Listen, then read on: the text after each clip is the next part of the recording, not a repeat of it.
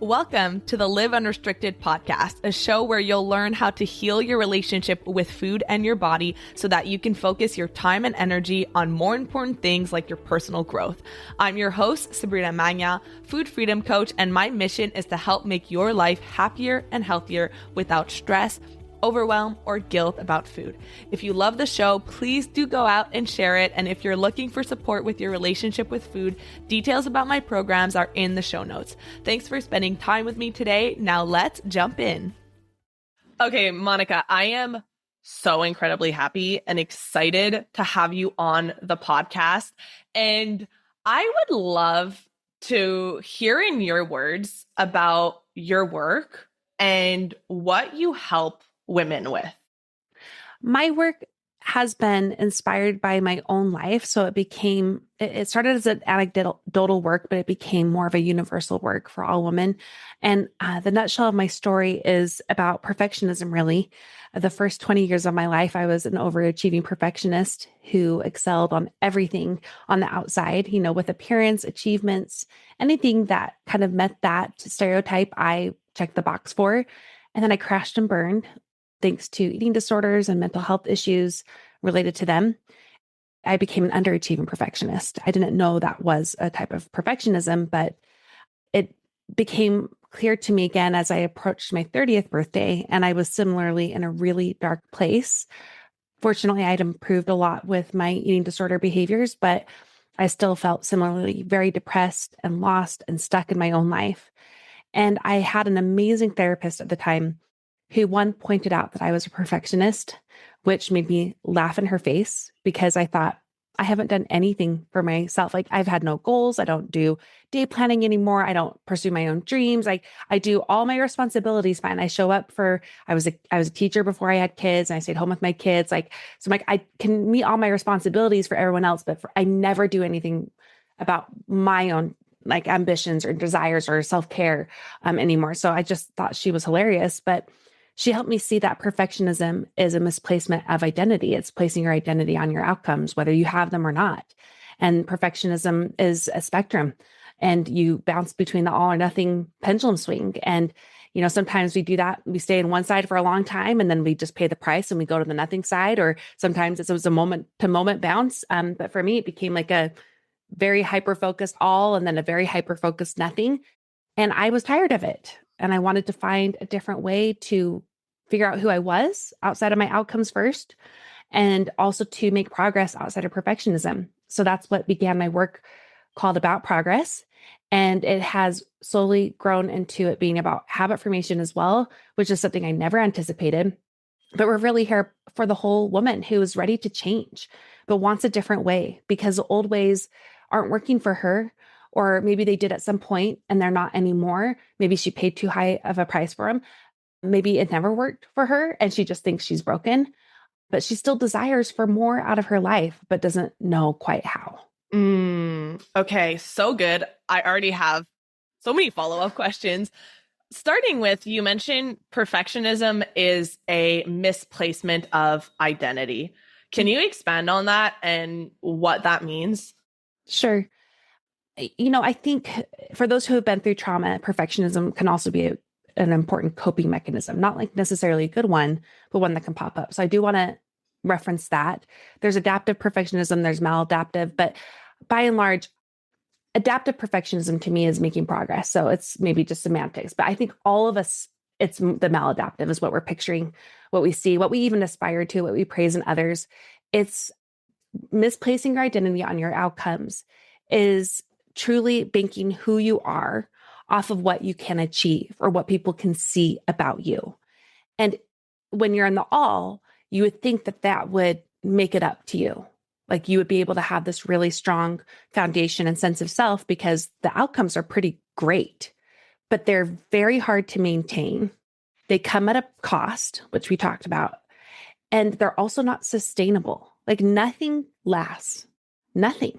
The good, the bad, anything in between, nothing lasts. So you're on this perpetual hamster wheel that creates massive burnout, but also leaves your identity as fragile as if you were never placing it on the outcomes. And the same goes for nothing. when you have no outcomes or you only have failure or you have no attempts, you're not trying. The identity is that too. You bank yourself as someone who is a non-starter, a non-finisher, lazy, a procrastinator, someone who doesn't achieve, who doesn't try. And that's just as harming to the way you see yourself as the other side. And again, since it's a spectrum, you're often somewhere in between or bouncing between sides. And there's danger no matter where you are on that spectrum. Hmm. And what does it mean and what does it look like on a day-to-day to be an underachieving perfectionist? I literally don't think I've ever heard it placed that way. Yeah. And so I'm really curious as to like what that looked like. For many women, it looks like waiting. You are waiting for the right time. You are waiting for things to change in your life. You're waiting for more energy or more time or more money or different circumstances. And in many ways, I disagree with a lot of life coaches that they say circumstances are neutral. I don't believe that. Circumstances aren't neutral. Like they do impact our lives. And us waiting for our circumstances to change is one of the symptoms of perfectionism because we will always be waiting. We will always be waiting for the circumstances to change. And acknowledging them and invalidating, we can work with them. That's what I think is important.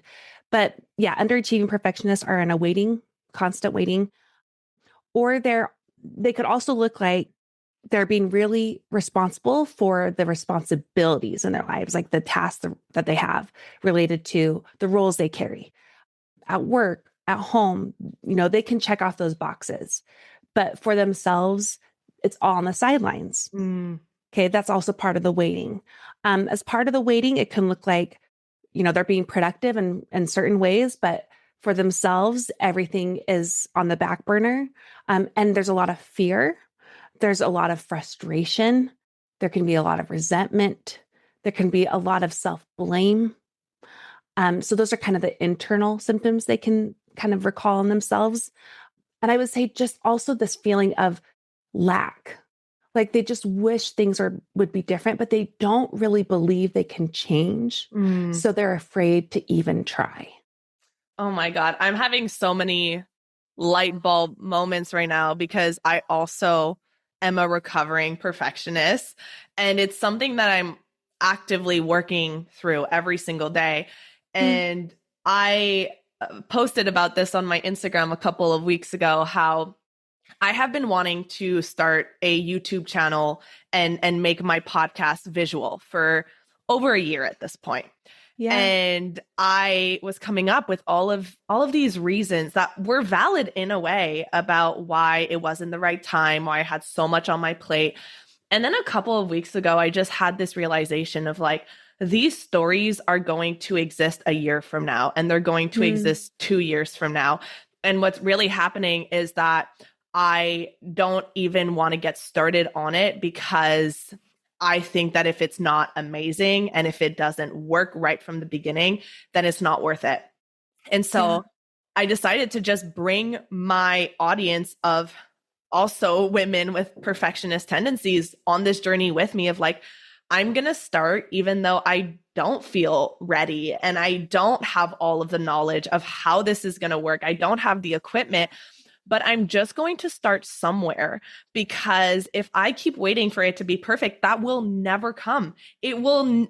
I look at some of the videos from when I started my business and that could be blackmail on how bad they were. For sure. For sure. And so I'm seeing so many ways in which, I've identified as an overachiever, but it has impacted me in my business many times, or it's led me to waiting and not doing the thing. And I think the thing that makes us believe that the only way to change is the hustle culture is because we truly do want the outcome. We really desire it.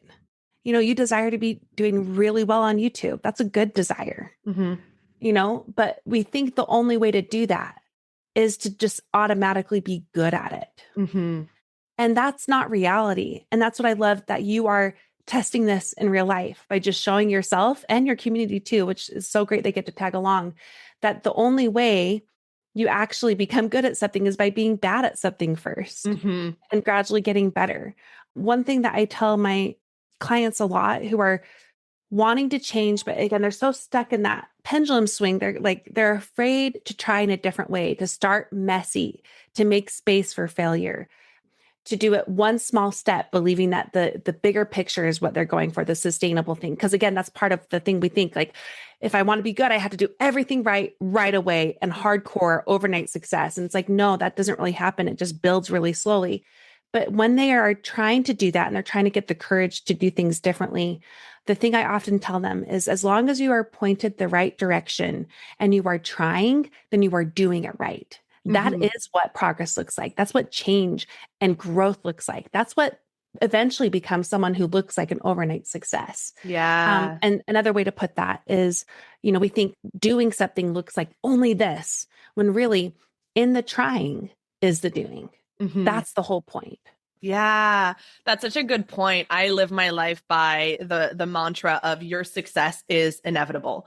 And Hmm. it's pretty much what you just described. As long as you keep showing up and you keep doing things, sometimes I use my meditation journey as a perfect example. Sometimes I'm doing my meditation. I'm like, this is the worst meditation ever. And I'm basically falling asleep, but I keep doing it over and over again. And I think it's this acceptance, and it's hard when you have high standards for yourself. It's hard to be okay with things feeling bad and you Yeah. feeling bad at it.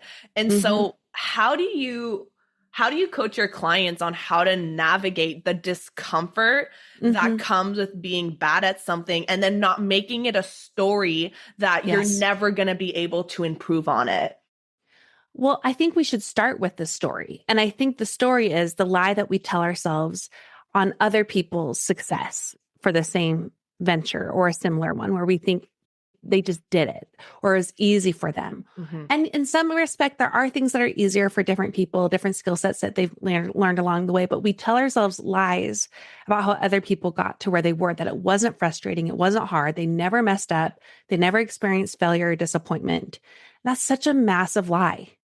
So we have to start by reframing again, like progress, what it looks like. It's messy. It's hard. There's failure. There's disappointment. There's discomfort. And when you start with that story, when you experience it, then you know, oh, I'm doing it right. Like Mhm. this is actually what it feels like. Now, not in a way where it hurts. That's again, the overachieving perfectionist, like hustle culture, like grit at all costs. Like there is no room for failure. Like you hurt yourself along the way. So coupled with accepting that it's going to feel that way is a healthy dose of self-compassion. Perfectionism thrives off of shame. Mm. Whether we're the overachieving, underachieving, anywhere in between, we have this inner voice that tells us we have to be mean to ourselves in order to change. Okay. There's so much research that shows that this does not create sustainable change. Kristen Neff is a research for this, Brene Brown. There's multiple others who wrote a book on it very specifically that those other two based their own research off of. The true way that we actually change is self-compassion, which seems like the opposite. But here's what I would like to challenge these women who are like afraid of the discomfort because they know they have to make space for discomfort and they also have to add in self-compassion instead of like this mean voice. The thing about self-compassion is it's not apathy. Okay. It's not laying down and doing nothing. That's still perfectionism, as we Mhm. talked about. Self compassion is a different fuel to the same fire. So if you think about a stovetop, maybe, and you want to make a sauce for dinner, okay, and you can boil that and just get like a quick sauce, right? And it's going to boil and you'll get a sauce in the end and it'll taste fine. It's going to make a huge mess in the process. It's not going to be as tasty. That's shame. Okay. Mhm. You may still get the end products that you want, but there's a price you're paying for it. There's a mess you're going to have to clean up. And that the end product isn't going to be as good. Self compassion is the simmer. It takes longer. It takes more self trust. It requires more time but also belief, I would say. But in the end, you get a tastier sauce and less mess. That's self compassion. It's a different way of speaking to yourself Mm-hmm. of working through the failure because it still hurts. I don't go seeking failure. I don't enjoy failing. But when I know it's part of the process and I know the discomfort's going to come, I can talk myself through it differently. You talk yourself through, just like you do to someone that you care about, from a friend to a sibling to a child in your life. You talk to yourself differently. And doing that is what's going to help you go into this discomfort zone. And that's one other thing I would talk about. We talked about how we have to reframe that it is uncomfortable, that it is hard. There's a difference there. I usually have an elastic band. Let me look in here to see if I still have it, but I don't know if I do. I should like always leave one in here just in case, because I talk about this so often with my clients, but it looks like I got kidnapped by one of my kids. But if you imagine like a hair tie. Well, I can do it for you. I've got one here. Okay. Okay. We got a really stretchy one. Normally mine's are like, okay. So if you stretch it a little bit, okay, that's the discomfort zone, right? But if you stretch it really hard, really fast, it's going to snap. Mm-hmm. Okay. Or it's going to hurt or it'd be too stressful. The discomfort zone is a little bit of a stretch. Like it feels like, okay, this is a little past where I'm actually comfortable. Like I don't really enjoy this. This feels like a little uncomfortable, but it's not harmful. It's not hurting me. It's not going to break me, or it's not going to come at the sacrifice of other priorities in my life. Mm. Okay. So that will help you better gauge where you're at too in that discomfort zone. It's so funny that you brought that up because I literally wrote on my notes to ask you, like, can you walk us through the difference between the discomfort of growth and pain? And I think that what you said is so important is that it doesn't come as a sacrifice to things like your physical health and your Yeah. mental health. And I used to operate from that place. I was so disconnected to the fact that I was hustling and I was working on it and I was pushing, but my mental health and my physical health were suffering as a result from it. So it's like being able to recognize when there is the discomfort of, okay, wow, I'm doing something new. I am changing the way that I think and changing the way that I operate, but ultimately it will lead to my growth versus it will lead to my burnout. Yes. And, this is one of the things that's going to be so subjective to each person. And a big part of what we have to learn as we are forging a new way to change, to grow in our lives, is we are also changing the way we trust ourselves and we listen to ourselves. Mm-hmm. Um, if you're on that spectrum, you have lost that relationship in many ways. Like one of the prices we pay to perfectionism is our relationships, but one of the biggest relationships is the one with ourselves.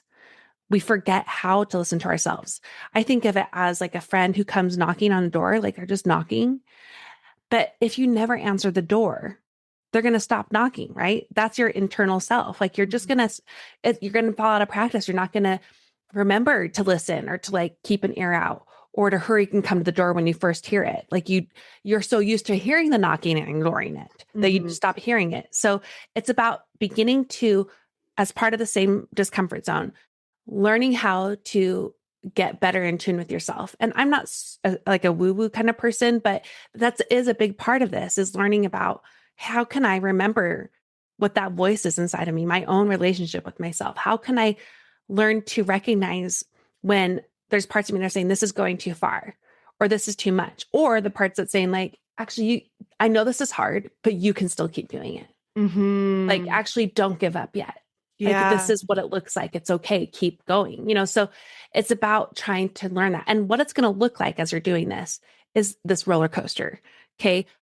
Change is not a linear path. It's not like the straight upshoot arrow from one bottom corner to the top upper corner. It's a rolling hill that gradually goes up. Yeah. And it's only about time that you recognize how far you've changed. And if I can speak to that too, I mean, I know a lot of people here. Sorry, my earphones. I slammed them into the drawer, so I was kind of frozen in place there. So I just had to move them. I know a lot of people here have struggled with disordered eating disorders. I have too. That was part of what I said I struggled with in starting my early 20s. I'm now 20 years into my recovery. The first 5 years of my recovery, zero change. Like I actually thought I did get way worse before I got better, and I can tell you another thing about that in particular, but it wasn't until years in that I began to notice, oh, actually this is better, or this part of it is easier, or this is a little bit more natural for me. That was part of the self-trusting, is actually listening to my body again. That was so hard when you've ignored it your entire life. Mhm. Okay. And now 20 years in, I'm a completely different person that way. Like I don't struggle, but the change was so slight. It took so long. It was so gradual. I know. And I don't say that to despair for people, but to give them hope that now I can, it is not a challenge for me like it was. Mhm. And in most ways, like not a challenge at all. In some ways it creeps in because I'm a woman living in this modern age and we can't totally separate ourselves from the culture and the pressures here, but I'm largely healed in ways that would have felt like a miracle in all caps 20 years ago, an absolute miracle.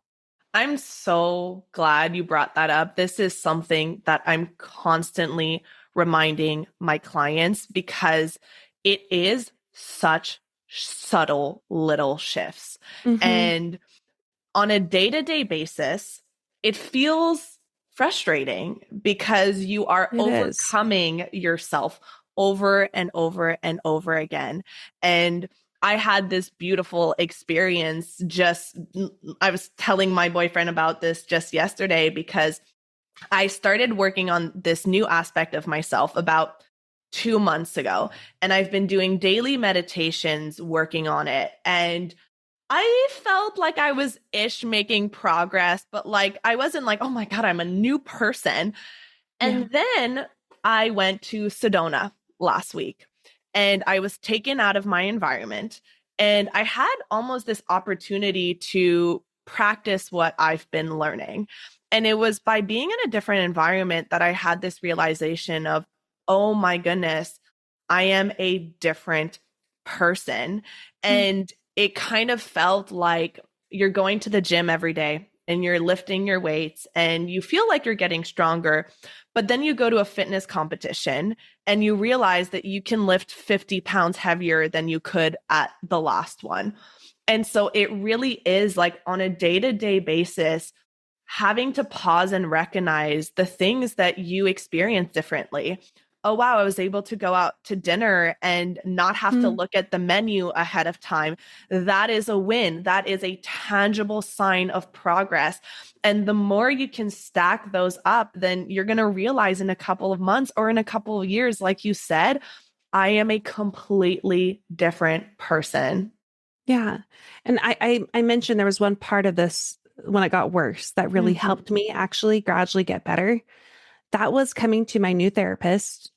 I'll back up and say, when I realized I was in a really bad way, I was in college and I mentored freshman students. That was my job at college. And I often brought kids who needed it to the mental health counseling services, to help them get the help they needed.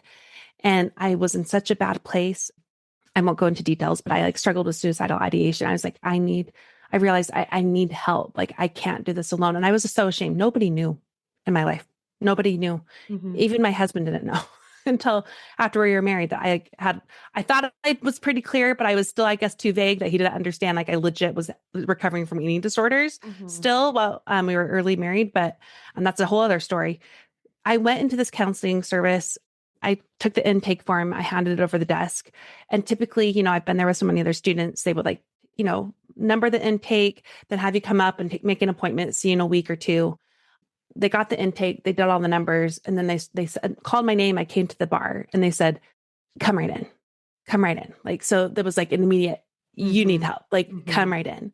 Got hooked up with that therapist. And like the diligent perfectionist I was, like I was working super hard on my recovery, like, but also super secretive. Like I was so ashamed of it because I didn't have the right kind of eating disorder. I grew up in ballet. So Mm. non-purging bulimia, like binging disorder, like that. There's so much shame associated with it. I would never tell anyone Yeah. because they wouldn't understand it. Yeah. Anyway, I went to him probably 3 months in and I was mad and I was like desperate because I thought I am doing everything right and things are getting way worse before they're getting better. Like I'm having to go to the bathrooms and hide in stalls and have panic attacks in between class periods because it's so hard. It's like a fight minute to minute. And I Mhm. went into him and I was like, why am I not getting better? And he looked at me and he said something I think most people would think was a bad thing to say to someone very early on to recovery. He said, Monica, this is something you will likely struggle with the rest of your life. And that actually made me feel relief. Mm. Not because I wanted to struggle with it, but more because I knew I didn't have to fix it overnight because I couldn't. It was allowed to be messy now, my recovery. It didn't have to be smooth to be going well. I was allowed to fail. It was okay for me to have a really bad day or several bad days in a row. That was all part of it. Mm. And like I said, I would consider myself healed. So in many ways, he was right. And it took many years longer than I ever wanted. And in many ways, he was wrong because I don't struggle with that now, Mm-hmm. not to that degree, not even close to it. Yeah. So if you can give yourself that space, most of the time I see women making progress far faster than they think. And actually, I still think I kind of held on to that grit for too long. I think the recovery could have been even easier if I allowed myself even more of that space. But you don't know what you don't know Yeah. until you're moving through it. That's so beautiful. And I love the emphasis on the fact that there will be bad days. And I wrote an email to my list saying the exact same thing in caps. Like, Really? not every day will be a good day. And Yeah. the way that I describe it is like, it's like, imagine that you have 2 cups of water and it's like titration, where you start with 1 cup, where the cup is just like suffering and anxiety and pain. And then you start gradually putting in a little bit more softness, and you have a couple of good days. And then over time, you have more good days. And then the good days outweigh the bad days.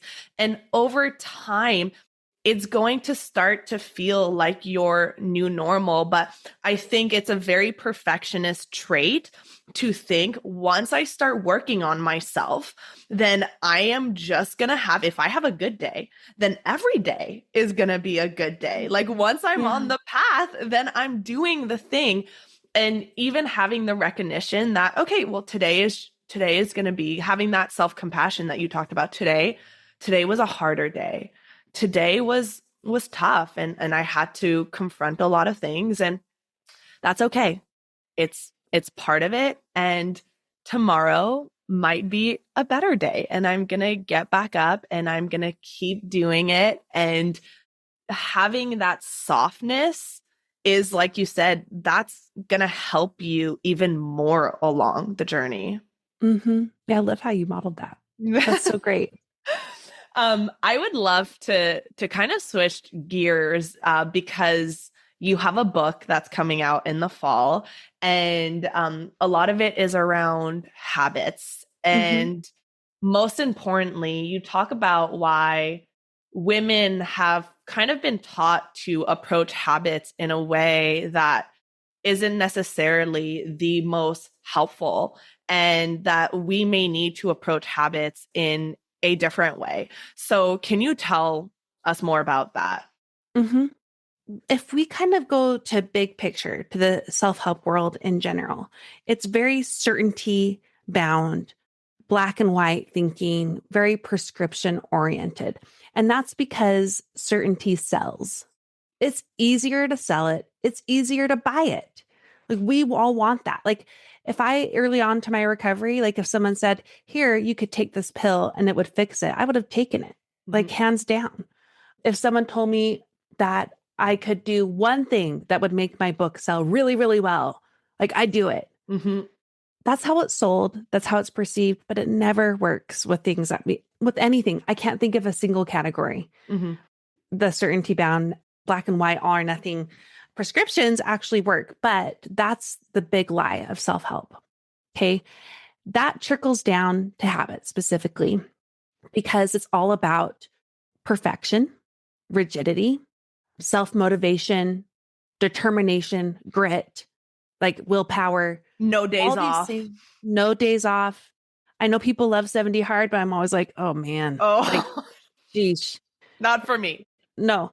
And it's okay to have a challenge. This year I thought I'm going to do 100 days of Peloton. And I had a whole like, my easier days are like meditation counts, like a 5-minute meditation. But then I immediately got sick in January and then I had to laugh at myself. Like, here you go, Monica. Remember, like we don't have to have perfect challenges. Remember, Yeah. like I learned that 5 days in, I had to remember, Yeah. remind myself, like that's not what we can rely on.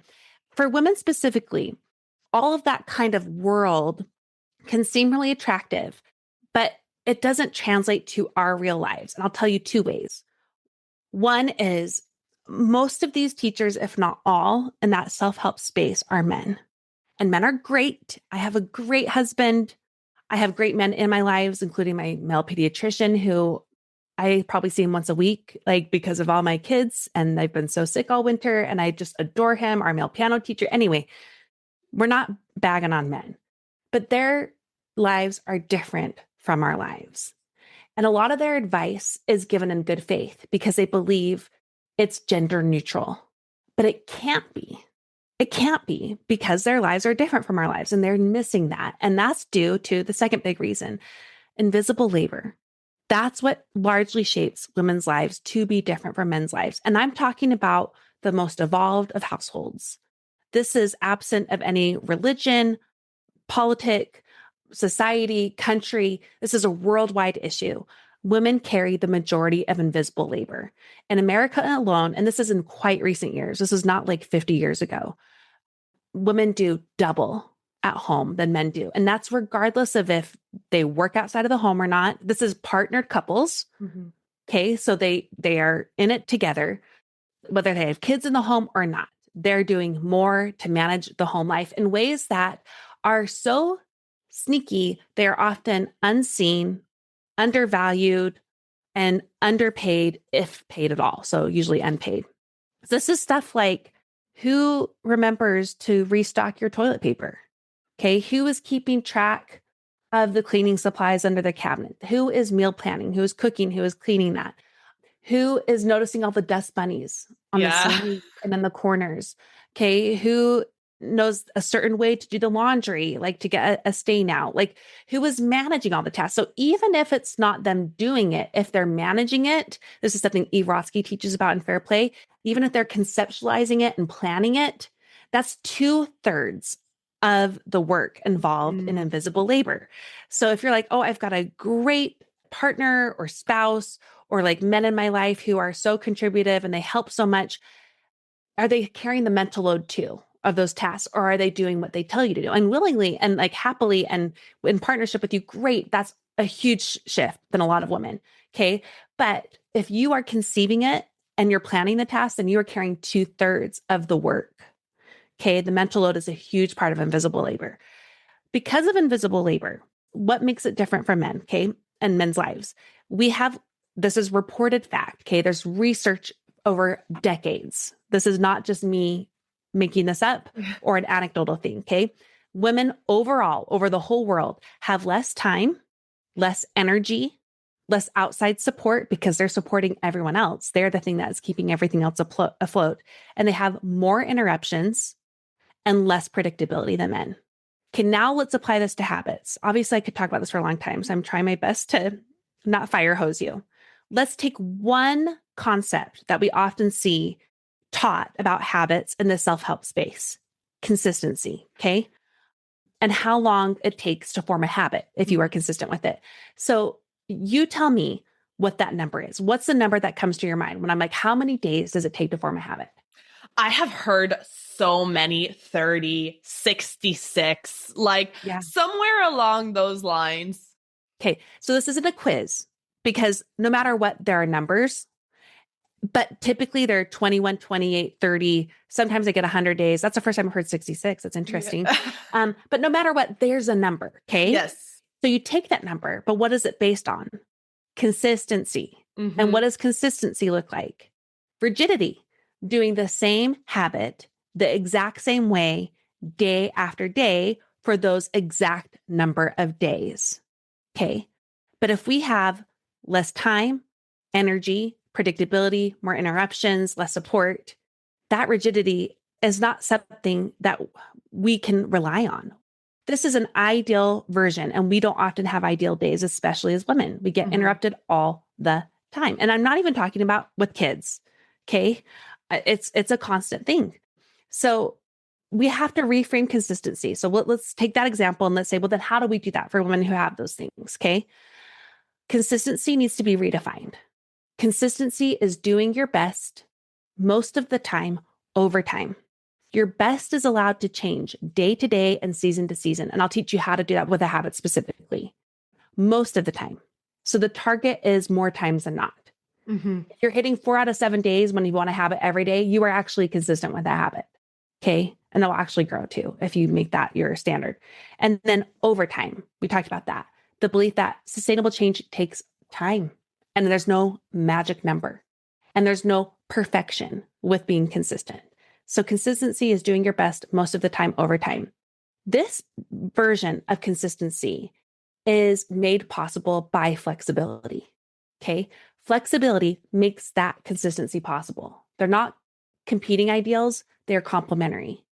So now let's do that with a specific habit. In order for you to have a habit that can be consistent in the way we've reframed it, you have to design it to also be flexible. So if we take exercise, for example, let's say on an ideal day, you would love to do a 30-minute workout. And that seems, it's not something you do consistently yet, but that seems like a doable ideal for you. So we're not going 70, 90 hard, whatever it is. Like, it's not like I'm working out twice a day. Like that's my ideal. Like maybe you actually design an ideal that is practical to your season. Yeah. Okay. And there's all other things I would help you do within designing the habit. Let's just start with that. So I'm going to say, I want to work out 30 minutes, like most days of the week. Okay. Great. Now I want you to design a baseline version of that, because what you just shared is the ideal and it's practical to your season, but if it's not already in existence, it's an ideal.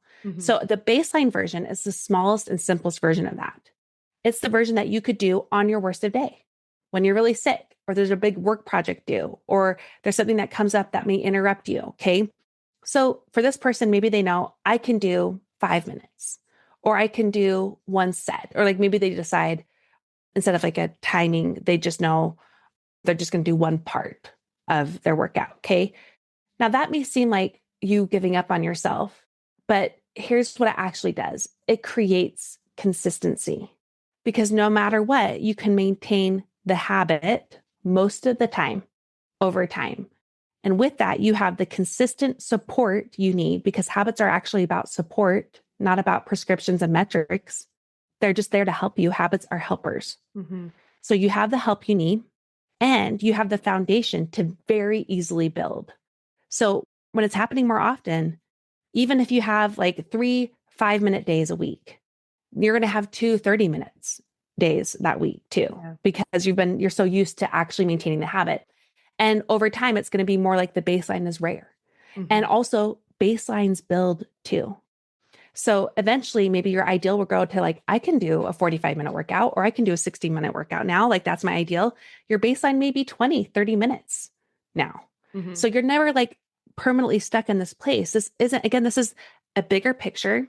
It's a more sustainable path. It's a gentler path, but it also works, because when you have something pop up, which is going to happen with, or a low energy day, or you start your period, or you're really struggling with your recovery one day, you have that baseline to fall on back to help you and get the support you need from the habit without having to do it so perfectly in order for it to get that gold star in the checkbox. Yeah, that is so incredibly helpful. And, there might be a day where you can't even do your baseline. That's right. Maybe you're traveling, and that's where you can even get out of the perfectionist of like, okay, as much as possible, most of the time, I want to do this, but there might be that off day where even the baseline is impossible to do. And I think like having that, bringing it down, one of the things I tell my clients is like, really ask yourself on a scale from 1 to 10, how confident are you that you could do this baseline every day? And if it's 7 on 10 or above, beautiful. And if it's not, like, make it easier. Even easier. allow yourself to make it 2 minutes. If you Mhm. never walk and all that means is putting your shoes on and stepping outside, that's better than nothing. You are practicing showing up for yourself. And that goes into that identity piece. It becomes part of who you are instead of Mm, something that you force yourself to do every day. that's right. And every time you do a baseline, and that's a big part of what I teach, is you apply some massive positive affirmation there to reinforce the behavior. Like Mm-hmm. you reinforce the behavior by affirming who you are. Mm-hmm. Okay. Like I work out. I'm a person who works out, or I keep the commitments to myself. Or Yes. see, look, I did it. I do the thing I say I'm going to do. You do that on a baseline day too, because Mm-hmm. every time you do it, habits go deeper. They help redefine the way you see yourself. Yeah. And I'll say too, like, I'm so glad you're pointing out that still doesn't mean you have to do it every single time. Like right now, I got really sick 2 days ago. I have a sick 3-year-old right now. I haven't worked out the last 2 days. I'm going to probably take him for a gentle walk if he can handle it. And if not, that's fine. Because bigger picture, I know I'm maintaining that habit, Yeah. and it's there to support me in a way that works for me. When I was last postpartum with this kid, my baseline was 10 minutes of stretching, and that was again was for the mental health support, because that's what I need from my movement, is just to feel some time to myself, removed from my responsibilities. And that's what it gave to me, 10 minutes at a time. And Yeah. thank goodness I had that, because he was a really tricky baby. Mm. So this is us coming back to the self-compassion piece. We too often think to change, we have to be mean to ourselves. But the reality is having compassion, flexibility, more gentleness about it is what actually helps us change more over time.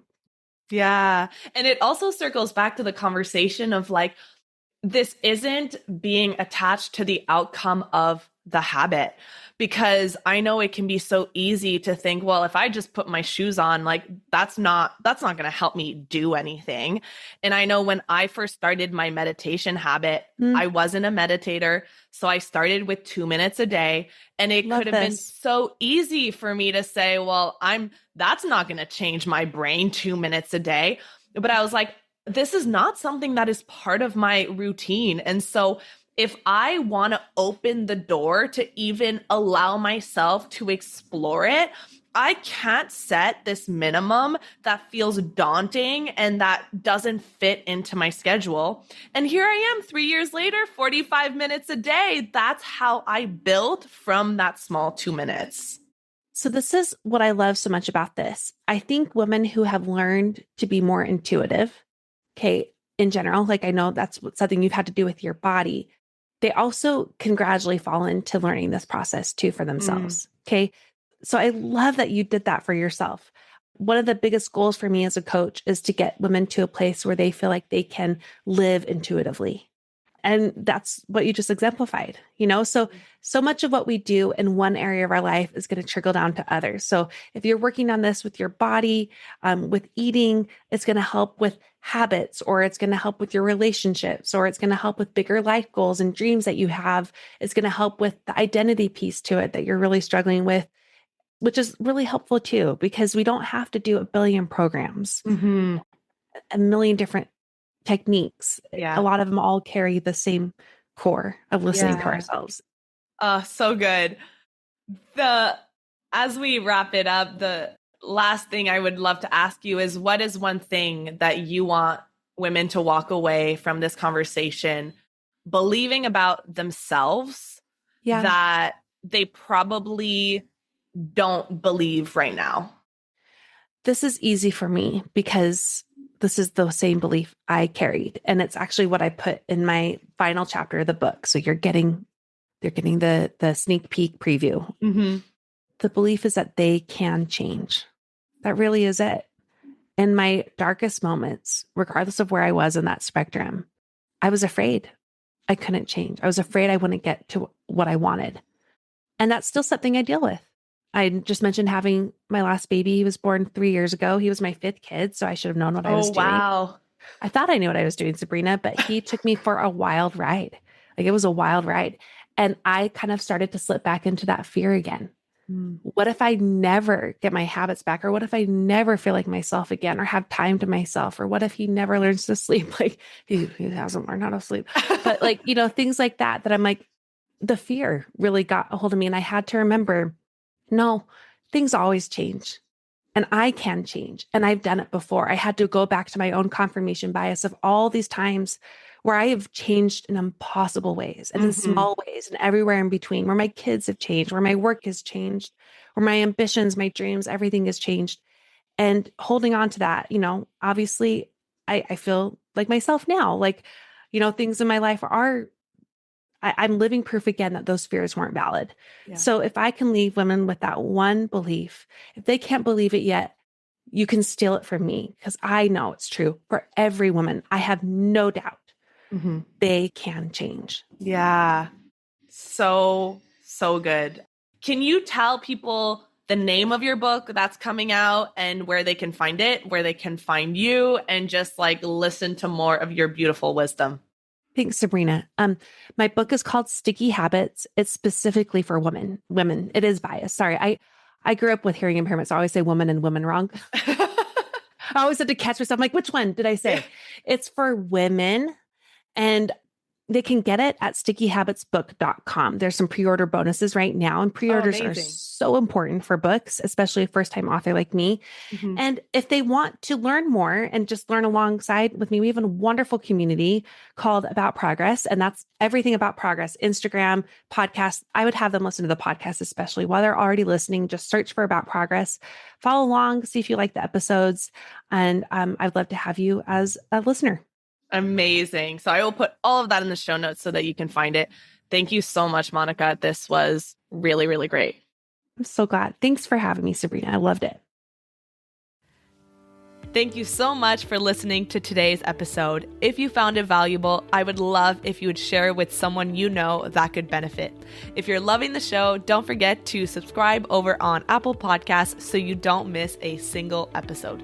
I really love hearing feedback from you, so please leave a rating and review over on Apple to help us get in the ears of more people who need it the most. Finally, come hang out with me on Instagram at Sabrina Magna Health for more educational content and get up close and personal with me. Thank you so much for being here, and I'll see you on the next episode.